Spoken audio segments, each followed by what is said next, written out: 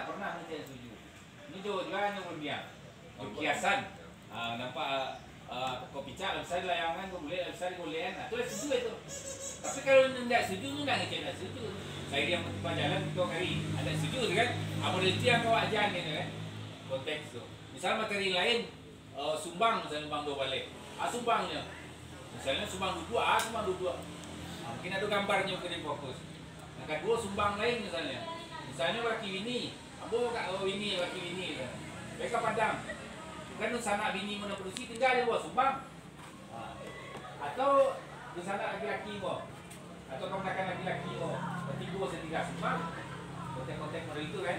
Sumbang 2 balik, sumbang 2 balik. Sumbang 2 tu mah sumbang tagak mah. Kalau di kampung mah sumbang jalan misalnya kalau ada nak tua dekat simpang, dua saya niat. Apa itu kan lalu saya bawa kan itu. Ai materi yang model itu yang buat sampaian ke filosofinya kan.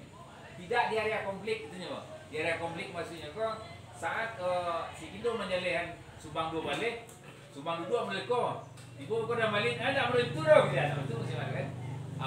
Kau tambah beli ya kan itu kira-kira kan. Itu. Jadi kalau sako kok rasanya kau kamu ingin ke arah konflik, ini secara umum saja.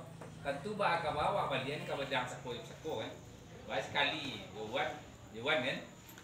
Kalau aku kan lebih yang memahami itu kan. Di tengahnya ada posting. Lagi. Jadi mungkin kalau itu rinci perjalanan dari IPDN ke Nagari Lasri, aku rasa itu pembelajarannya secara global. Tidak secara rinci. Satu persoalan. Yang kedua keterkaitan di sako ke sako. Aku rasa tidak ada keterkaitan ke arah itu. Tapi yang keterkaitan di arah itu mungkin akan dipakai ke sehari-harian.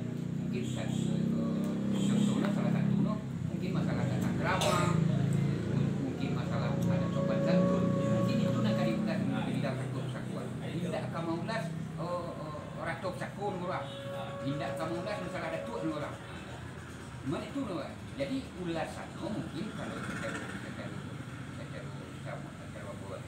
mungkin itu ulasannya secara umum. Ya umum. Tidak akan diperkhususkan itu loh. Tapi kalau sekiranya ada lo berikut sekarang ada nak minta, kan ada sumber yang kita hadirkan. Iya kali. Secara umum misalnya syarat menggadai itu menggadang ketirisan, kan itu umum loh. Kan yang nggak bau kan.